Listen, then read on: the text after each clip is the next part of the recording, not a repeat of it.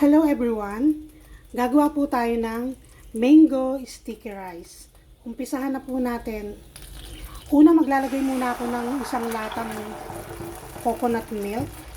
Hintayin natin siyang kumulo sa mahinang apoy lang.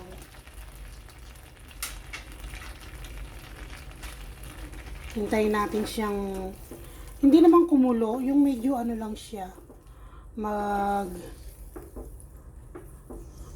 Mainitan ba?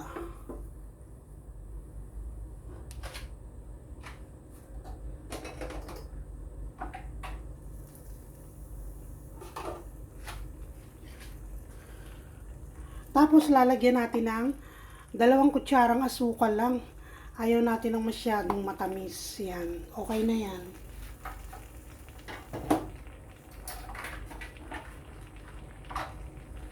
Hahalu-haluin natin hanggang sa mag-simmer. Yun, mag-simmer. Hindi ko maisip kanina. Para matunaw yung asukal.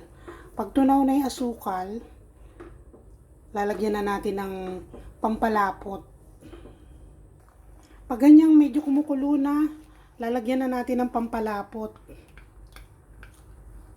Yan yung pinaka-sauce ng ating malagkit.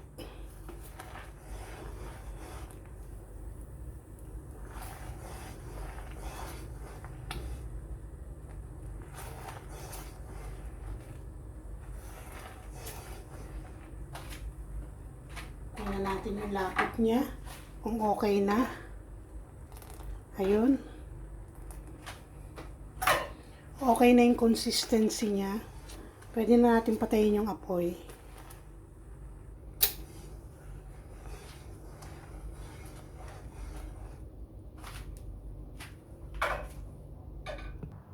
Ngayon, eto na yung malagkit natin. Niluto ko na kanina sa rice cooker.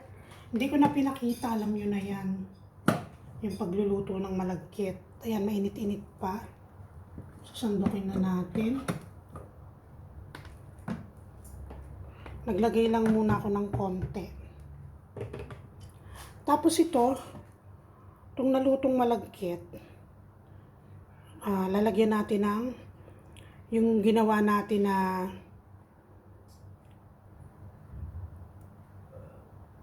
na syrup niya. Ano tawag ba dito? Yan, basta.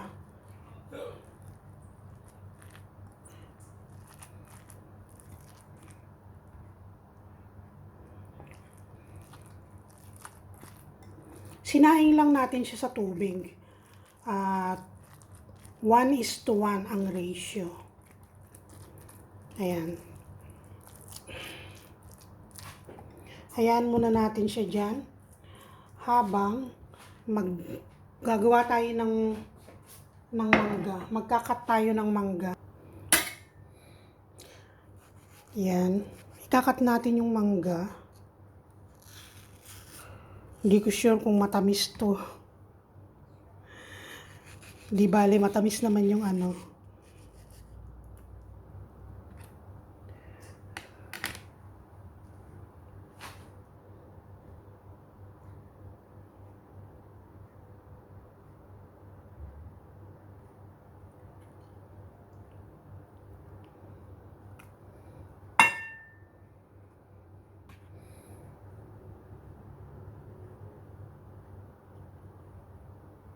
Iniwasan ko yung may ano, parang may damage. Ayun o, kita nyo.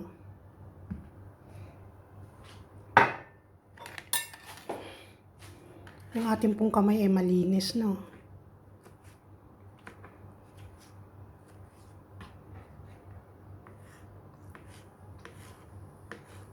Yan.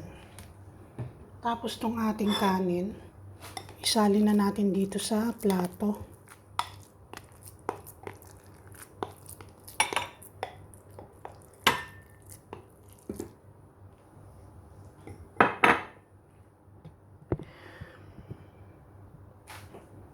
Ito na siya.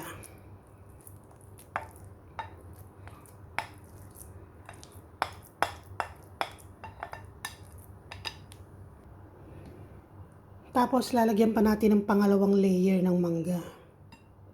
Ayan. Hindi tinipid sa mangga.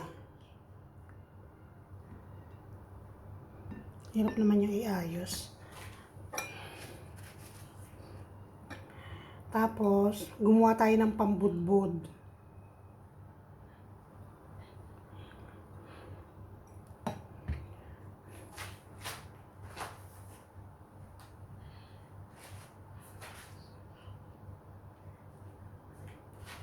Pwede nyo na rin lagyan ng sauce.